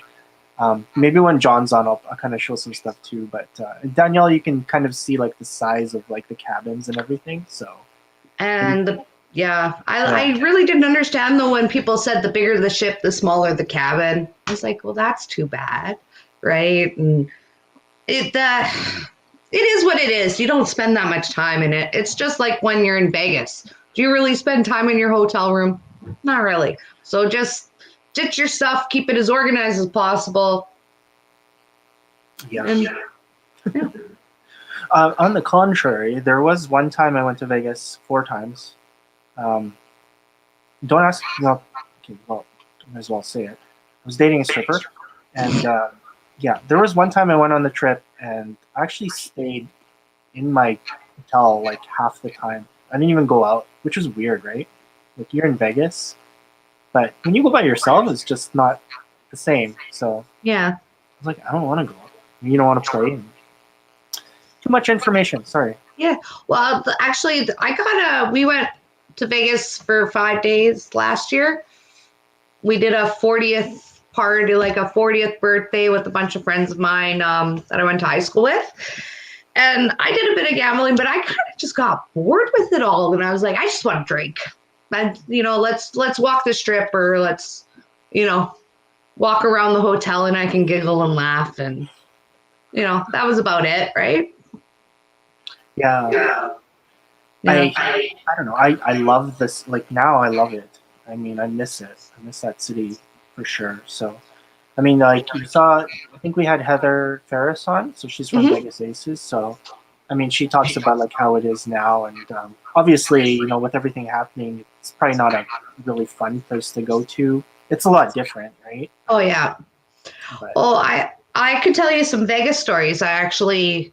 my dad took us to Vegas back in 1996, I think, or 95. So I was only 16, 17 years old, and it was a horrible experience for a young kid. And I had my 2 brothers there who were both dealers, so they were out drinking and having fun. And we stayed at the Luxor, and it had just opened. So this is how top of the line it was. I remember that. And just, doing the boring stuff like your Lake Meads and your Hoover Dams and things like that. Yeah. And then my next foray at Vegas, we went there for New Year's Eve, and that was a crazy experience. They shut down the strip for all traffic, And there was about 1 million people on the strip, and we had to walk from like the MGM all the way down to Stratosphere. It was insane, but it was a lot of fun. Oh, that's cool. Crazy old times, but that was, I don't remember what year that was. A long time ago. I remember my brother Todd, he won't be watching this, so I can tell you, I woke up one time, it was like 3 o'clock in the morning, and I was like, where's Todd? And Jason's like, I don't know, leave me alone, I'm sleeping. So then I had to go downstairs and pull him off the craps table. And he was like sloppy drunk on the craps table. I'm like, how are you guys letting him gamble still? They're like, he's not hurting anyone. And I was like, screw you. And I pulled him off the table and I took him to bed. Yeah, crazy Vegas. Oh my God. He's not hurting anyone. I said, but he's making a mess of your table. Spilling and stuff. It was fun. Yeah. So this says worst bathrooms ever. On the ships, yeah. They were tiny. Yeah. They were like tiny. I said, I that's where my hair is somewhere. But In the salinator. What was that big machine that they converted all the water, right? yeah. It got mulched into the salinator at high temperatures. It's gone. You use the top bunk. Well, that's nice. Lucky. Yeah, lucky. I didn't get busy when I was on the ships. Me neither. Yeah. When you see my videos, you'll know why. 'Cause you can see how dorky I was. But anyways. Lynn. Hi, Nicole. Lynn's my dad's girlfriend. Hi. Awesome. Welcome to the channel. Looking great. Your dad says hello. Really cool. Yeah. That's a cute dog. Tetley. Tetley. You had another photo here where was this taken? That is in. It's either 2 places. It could be Grand Cayman, or it's Aruba. But I think it's in Cayman. I think it's in Grand Cayman. I see. Oh, well, that's a gorgeous picture. It's actually, you had it portrait, but yeah, kind of zoomed in because that was really cool that you could see all that. What was your favorite port to visit? My favorite was Antigua. I love Antigua. What was good about the vibe, the people. It was the only port I walked off of the ship to steal drums. And as soon as, so I think I was there probably 2 weeks or about, because I did 10, 11-day cruises. So I did the East and the West. So I can't remember when I did Antigua, maybe on the second half. So it might have been, I've been there for a couple of weeks. And that was the first port that I got off, and there was steel drums and the guys were playing. And I was like, yeah, I'm in the Caribbean now. And it was a lot of fun. I went for some sort of food at an English pub, and then we're like, let's go to the beach. And so then every time we went to Antigua, I went to the beach. Oh, that's so cool. I think I got stung by jellyfish there too. I peed on it. In that crappy little toilet bathroom on the ship. But I was like, hey, I saw it somewhere on documentary and I didn't want to go to the doctor. It was just a small little spot. So I was in the shower, like, fuck it. I did it and it worked. I went to work and I was fine. Oh, wow. Yeah. Cool. That's experiences, great. I'll tell you though. But yeah, Antigua was beautiful. They have all these tiny little beaches everywhere and it's just got that vibe I really liked. Yeah. I got quite comfortable too. Like I was only 23 and Edmonton doesn't really have transit, right? So when I was growing up as a kid, I didn't take trains around. I didn't try to find malls, and I drove. I had a car. I went from point A to point B. So then I found when I was in Miami, I didn't want to pay for a taxi everywhere you go, right? So I was just like, hey, let's figure this out. So I was taking the SkyTrain and I was going 20 miles away in Miami. And afterwards, everyone's like, weren't you worried? You were just this kid. And I was like, well, it was daytime. I always told someone where I was going and what time to expect me back, and everything was fine. Luckily, right? I mapped my way. So it was really neat that I got to really push myself and be alone and do those kind of things for myself. It was great. Yeah. No, growing experience for sure. So, Yeah. sorry, watching hockey. I want to say hello. Hello, Hi, Wyatt. Wyatt. So look at this. We're like an hour and We're almost there. Yeah, we're almost there. Holy cow! We're gonna hit 2 hours again. That went by so fast. We didn't even finish all of our stories, but I did want to mention Wyatt did do a match donation last week when we did our giveaways. So we gave away $100 as our top prize, but Wyatt did have $100 additional donation for a charity. So what I'd like to do, I don't know how I'm going to do this, but I'm just going to divulge my plan here. I do want to get someone somewhat half a celebrity of some sort, maybe like a radio personality or a TV personality. I want them to challenge your Blackjack score for 8 minutes, and then they can choose the charity that they want to donate this to, because we didn't select the charity yet. Unless Wyatt, you want to select the charity, then we can put the donation in there. But yeah, I'd like to do this with someone. I'm trying to think of who, but yeah. Someone somewhat famous? Half famous. You know, like a TV famous. Or like a radio personality, someone like that. Someone on like 1260, or you know what I mean? I'd like to get somebody somewhat local. And that would be really cool to just have them do that. And every time we have that kind of donation brought in, guys, thank you for your donations. The charitable donations are super awesome. We're going to do a Patreon page. We're going to do a charitable page as well. That's kind of our future project for 2021. But what I'd like to do is kind of get some personalities on to do and select the charities that we want to donate to. So I do have some other people that do want to bring up some charities for our Blackjack challenges. So I think that's going to be really cool down the road. So, well, that's awesome. Yeah, my dad might know some local celebrities in Edmonton. Maybe Howard. Shout out to you, Howard. Do you know anyone in Edmonton? Well, see, I have some people in mind, but I'm not that. You don't like to drop names? I'm not dropping names or anything, but yeah.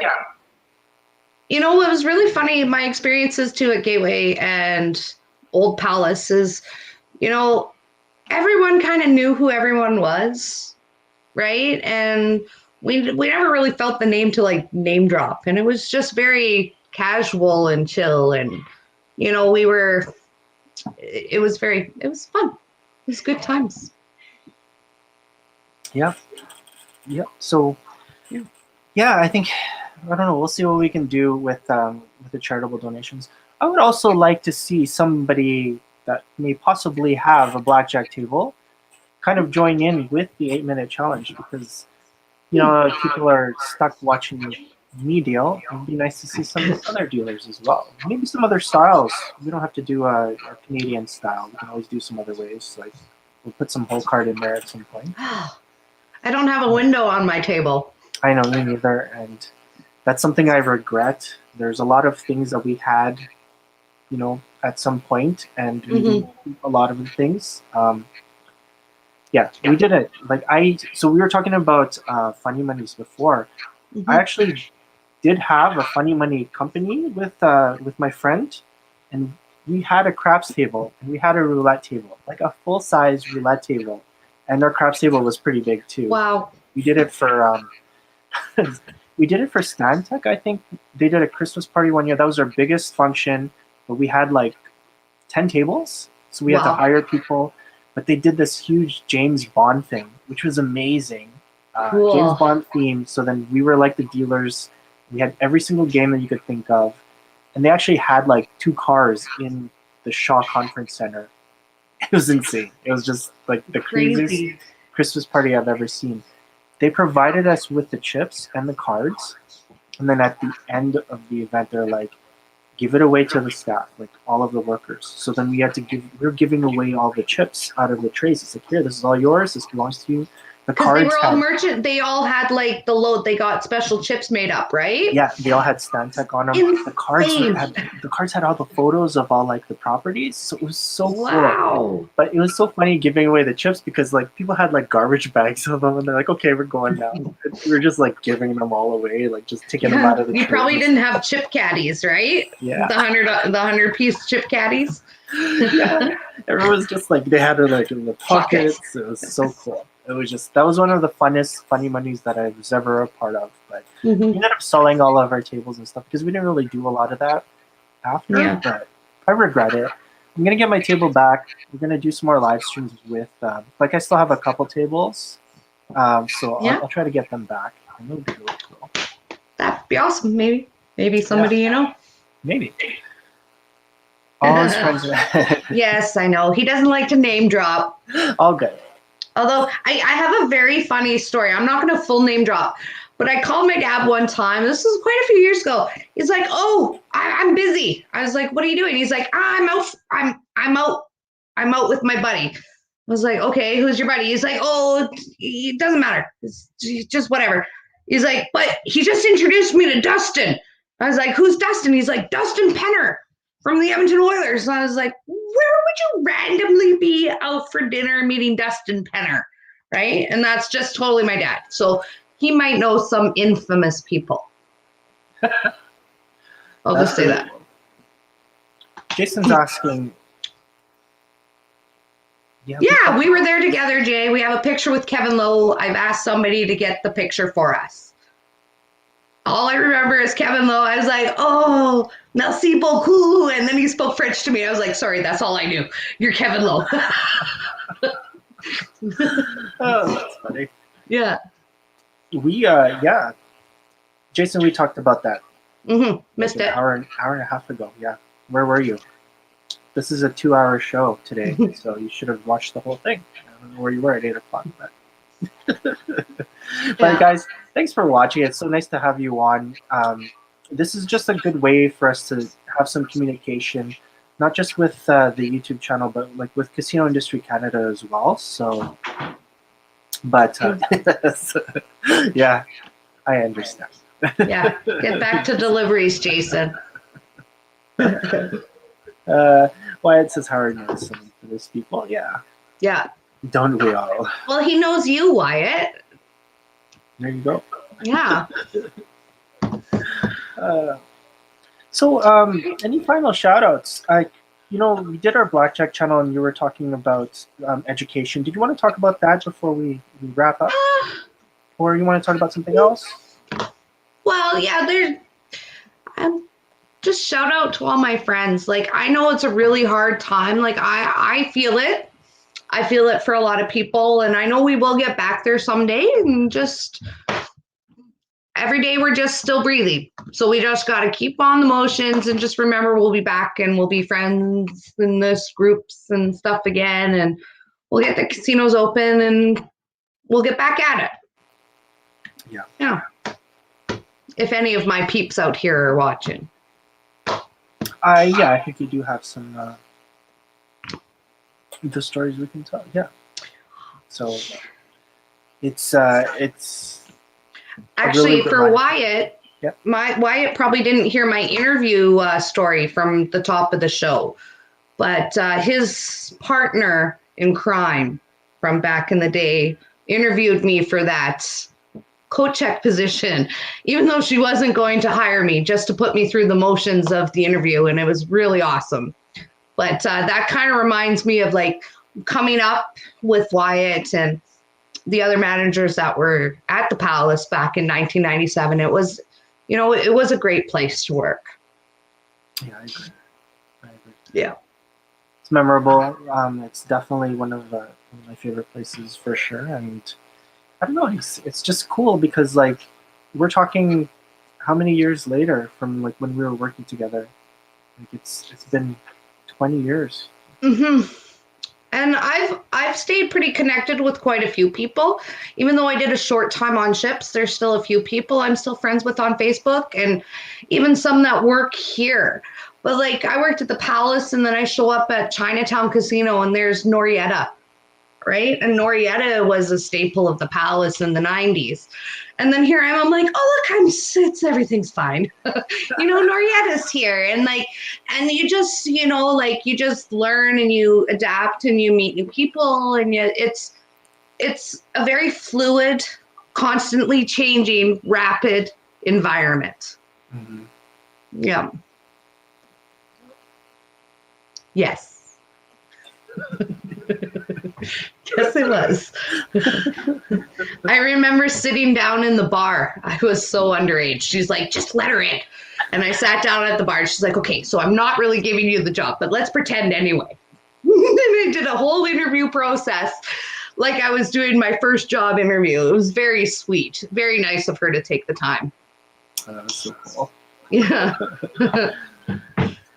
Well, Wyatt, again, thanks for your support. It was fun. Nice to see you. Nice to see you too. I have to look and see who won the hockey game. Don't spoil it. I won't. I don't know. There's a lot of things going on.